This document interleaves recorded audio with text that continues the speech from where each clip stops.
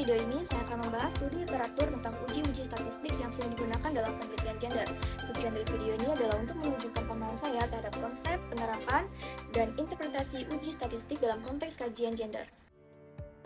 Dalam penelitian gender, statistik digunakan untuk menguji hipotesis dan membuktikan apakah terdapat perbedaan atau hubungan yang signifikan antara kelompok berdasarkan jenis kelamin atau identitas gender. Beberapa jenis data yang sering muncul antara lain yang pertama data nominal seperti jenis kelamin, data ordinal seperti tingkat kepuasan kerja, yang ketiga data interval atau rasio seperti penghasilan atau jumlah jam kerja. Nah, di sini menurut beberapa studi literatur yang saya temukan, ada dua jenis uji yang paling umum digunakan dalam penelitian gender, yakni uji T dan uji Chi-square.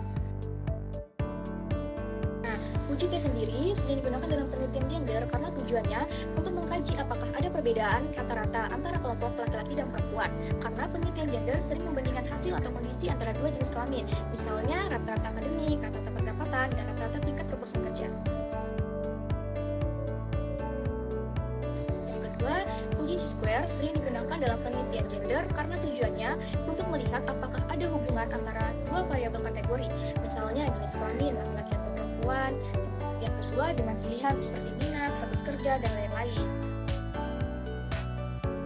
Nah, jadi uji T dan uji Chi-square ini sering digunakan dalam penelitian gender karena jenis kelamin adalah kategori utama dan banyak data gender berupa perbandingan antar kelompok itu uji T, dan banyak hubungan yang ingin diketahui antara kategori itu adalah uji Chi-square.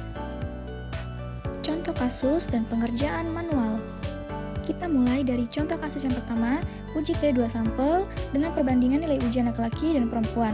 Soalnya, apakah ada perbedaan rata-rata nilai ujian antara laki-laki dan perempuan di rombel A? Kita punya data sebagai berikut. Nilai siswa laki-laki ada 78, 80, dan 82, nilai siswa perempuan ada 85, 88, dan 84.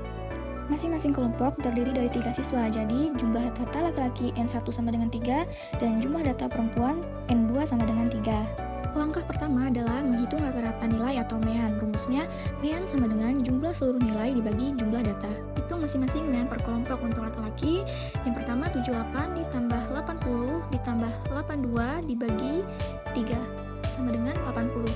Kemudian hitung mean nilai perempuan dan lakukan cara yang sama. Selanjutnya kita menghitung varians, yaitu ukuran penyebaran data. Rumus varians adalah jumlah kuadrat sisi setiap nilai terhadap rata-rata dibagi N dikurang 1. Hitung varians masing-masing kelompok. Untuk varians laki-laki, 78 dikurang 80 kuadrat ditambah 80 dikurang 80 kuadrat ditambah 82 dikurang 80 kuadrat dibagi 3 dikurang 1 sama dengan 4 ditambah 0 ditambah 4 dibagi 2 sama dengan 4. Lakukan cara yang sama untuk menghitung varians perempuan. Jadi, varians laki-laki adalah 4 dan perempuan adalah 4,33. Sekarang kita hitung nilai T dengan rumus T sama dengan selisih rata-rata dua kelompok dibagi akar dari jumlah varians dibagi jumlah data masing-masing. Kita masukkan angkanya. T sama dengan 80 dikurang 85,67 dibagi akar 4 bagi 3 ditambah 4,33 dibagi 3 sama dengan min 5,67 dibagi akar 1,33 ditambah 1,44 sama dengan min 5,67 dibagi akar 2,77 sama dengan min 5,67 dibagi 1,664, hasilnya 3,40. Langkah yang terakhir menentukan derajat kebebasan dan membandingkan dengan T-table. Derajat kebebasan atau DF dihitung dengan N1 ditambah N2 dikurang 2. N1 adalah 3 dan N2 adalah 3. DF sama dengan 3 tambah 3 dikurang 2. 3 tambah 3 sama dengan 6 dikurang 2 sama dengan 4. Dari tabel distribusi T, nilai T-table untuk DF sama dengan 4 pada taraf signifikasi 5% atau 0,05 adalah 2,776. Hasilnya, T hitung min 3,40 lebih besar daripada T-table 2,776. Contoh kasus yang kedua yaitu uji Chi-square, hubungan jenis kelamin dan minat ekstrakurikuler. Soalnya, apakah ada hubungan antara jenis kelamin dan minat mengikuti ekstrakurikuler? Berikut tabel kontingensi dan data yang kita miliki. Langkah pertama yaitu menghitung nilai harapan. Rumus E atau nilai harapan sama dengan nilai harapan sama dengan hasil perkalian antara total baris dan total pada kolom, kemudian dibagi dengan jumlah total seluruh data. Total baris adalah total pria sama dengan 10, total wanita sama dengan 10, total kolom adalah total berminat 14, total tidak berminat 6, dan kemudian total dan total keseluruhan data yaitu 20. Kita hitung yang pertama dari E untuk laki-laki berminat. E sama dengan 10 dikali 14 dibagi 20 sama dengan 140 dibagi 20 sama dengan 7. Untuk menghitung selanjutnya, gunakan cara yang sama. Langkah kedua, hitung chi-square. Rumus chi-square sama dengan chi-square sama dengan jumlah selisih kuadrat data yang diamati dan diharapkan dibagi nilai yang diharapkan. Di sini ada tabel O dan E dengan kategori laki-laki berminat, laki-laki tidak berminat, perempuan berminat, dan perempuan tidak berminat. Di sini O adalah data asli dan E adalah nilai harapan yang sudah kita hitung sebelumnya. Untuk mendapatkan X2 hitung, kita harus mencari O dikurang E kuadrat dibagi E. Kita hitung persel. Yang pertama, laki-laki berminat. O-nya adalah 6, E-nya adalah 7 kuadrat. Berarti 6 dikurang 7 kuadrat dikurang E-nya adalah 7 sama dengan 0,14. Untuk sel selanjutnya, gunakan cara yang sama.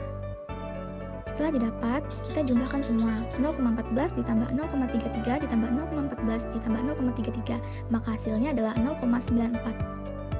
Yang terakhir, kita hitung derajat kebebasan dan keputusan. Untuk menghitung derajat kebebasan atau DF pada uji chi-square, kita pakai rumus DF sama dengan jumlah baris dikurangi 1 dikali jumlah kolom dikurangi 1. Di sini kita punya dua baris, yaitu laki-laki dan perempuan, dan dua kolom yang berminat dan tidak berminat. DF sama dengan 2 dikurang 1 dikali 2 dikurang 1 sama dengan 1 dikali 1 dan hasilnya 1. Dari tabel chi-square, nilai kritis untuk DF sama dengan 1 dan signifikasi 0,05 adalah 3,84.